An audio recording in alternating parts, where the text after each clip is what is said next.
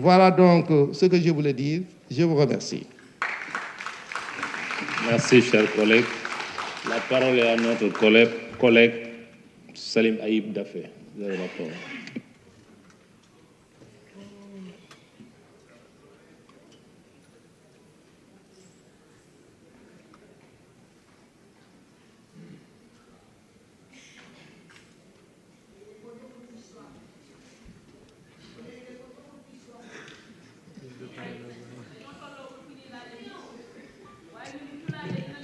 Voilà. Merci, Monsieur le Président, Monsieur le ministre de la Justice, garde des Sceaux, Monsieur le ministre chargé des relations avec les institutions, chers collègues, ñoo ngi leen di nuyu sénégalais yi di nuyu également journalistes yu fi ñëw assister à notre session extraordinaire.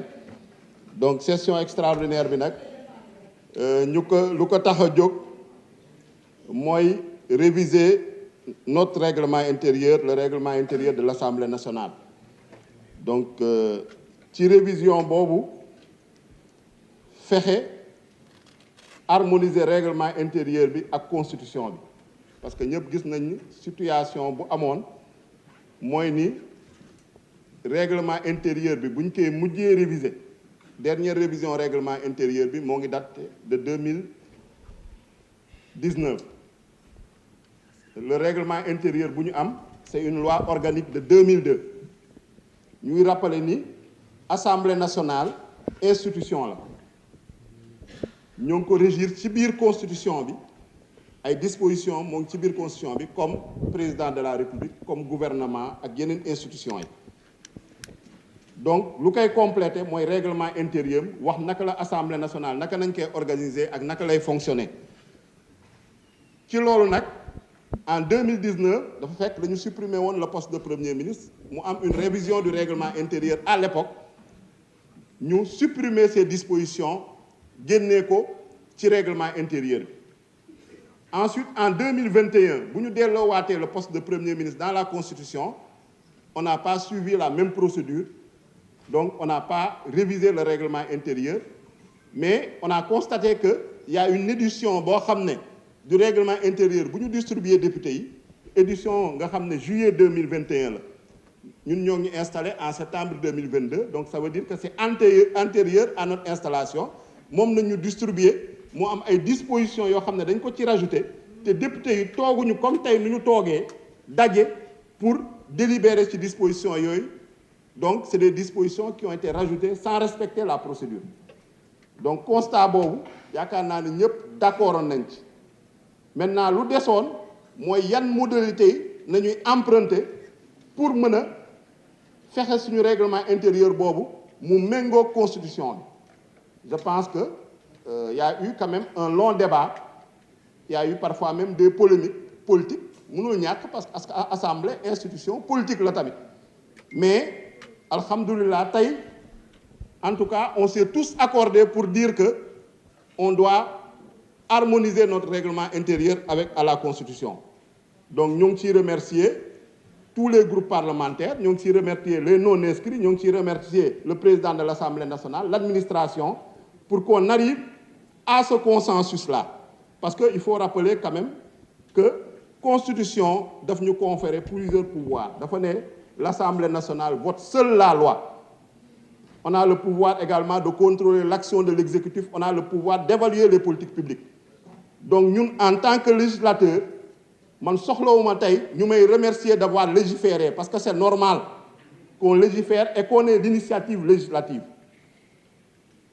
Tey lu ñuy légiférer nii c'est pour améliorer le fonctionnement de l'Assemblée nationale parce que règlement intérieur moom moo ñu régir amul kenn ku fi taxaw ba ne rappel à la constitution amul rappel au règlement la ñuy wax président jox la parole nga ñëw yéeg ne article tel règlement intérieur donc téere boobu su amee ay problème su amee ay insuffisance day gàllankoor suñu liggéey donc ñu siy féliciter que tey ñu ñëw pour am na harmoniser règlement intérieur boobu ak constitution.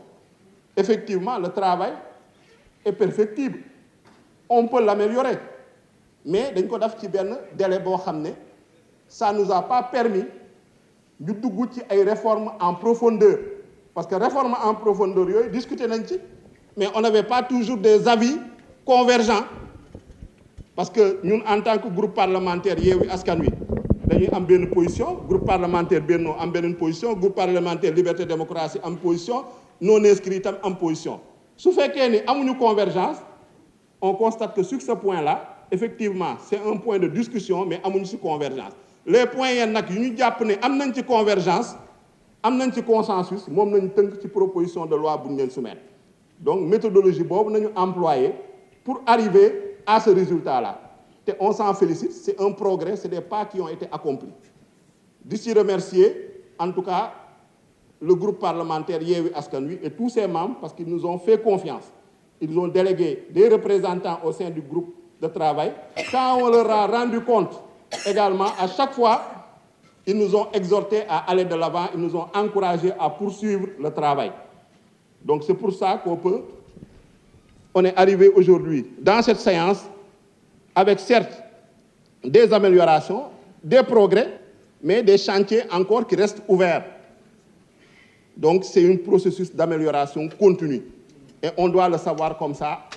On doit continuer, en tout cas, à prendre l'initiative législative. Parce que l'Assemblée nationale, le Sénégalais, c'est une Assemblée nationale qui a ses responsabilités.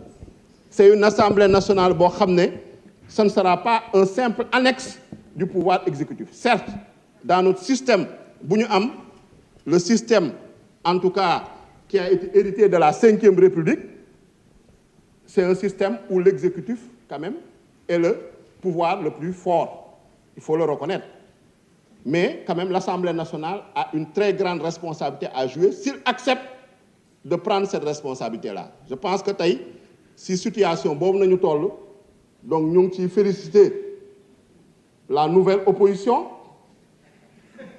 nous avons félicité l'actuelle majorité, nous avons félicité également ceux qui ne se retrouvent ni dans l'opposition ni dans la majorité. Parce que c'est ça la démocratie. Wow. Parce que, la majorité était de ce côté, l'opposition est de ce côté. Actuellement, la majorité est de ce côté, l'opposition est de ce côté. Et ça s'est fait par la volonté des Sénégalais, par la voie des urnes démocratiquement. Donc, les Sénégalais en ont décidé ainsi. Demain, si nous organisons une élection législative, le président a décidé de dissoudre. Les Sénégalais vont décider peut-être de prolonger cette confiance et de nous donner une majorité écrasante à l'Assemblée nationale. Et dans ce cas, effectivement, on va approfondir ces réformes-là. Parce que le Sénégal, il veut une Assemblée nationale, en tout cas pleinement responsable, une Assemblée nationale qui représente le peuple, une Assemblée nationale qui fait jouer la démocratie et l'état de droit. Donc nous, effectivement, on a mené des combats ici dans cette Assemblée nationale pendant ces 2 années, des combats âpres, des combats rudes, mais quand on nous appellera, c'est l'intérêt de la République, c'est l'intérêt des Sénégalais, c'est l'intérêt du peuple pour discuter, pour faire avancer la légalité, pour faire avancer la démocratie et l'état de droit, le groupe parlementaire Yewwi Askan Wi répondra toujours présent. Parce qu'on n'était pas simplement une force de contestation, on était également une force de proposition, on était également une force de contribution. Là, on est une force, on est avec l'exécutif, le président Bassirou Diomaye Faye, pour conduire ce Sénégal vers un Sénégal juste, prospère et souverain. C'est la mission que les Sénégalais nous ont confiée et nous ne faillirons pas à cette mission. Le plus nga xamné manam dinañ ko mëna def sur le plan législatif, donner les moyens au président Bassirou Diomaye Faye, au premier ministre Ousmane Sonko et à tout le gouvernement pour qu'ils puissent satisfaire les engagements qu'ils ont tenus devant les Sénégalais, on le fera sans état d'âme. Donc mon ñu fi indi, et quand il s'agira également de retourner vers les Sénégalais, on se retournera vers eux avec le sentiment du devoir accompli avec le sentiment du travail bien fait, même s'il y a des choses à améliorer, l'œuvre humaine n'est pas parfaite. Donc moo tax nga leen di gërëm di leen sant.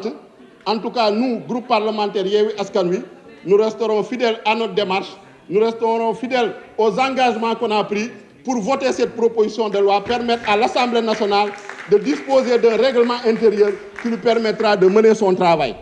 Donc loolu daal laa bëggoon wax di gërëm ñëpp di sant ñëpp di leen jaajëfal di ñaan yàlla en tout cas Assemblée nationale bi suñ fi dajewaat en tout cas merci majorité bi nekk voilà. Merci beaucoup. La parole est à notre collègue Abdou Mbow.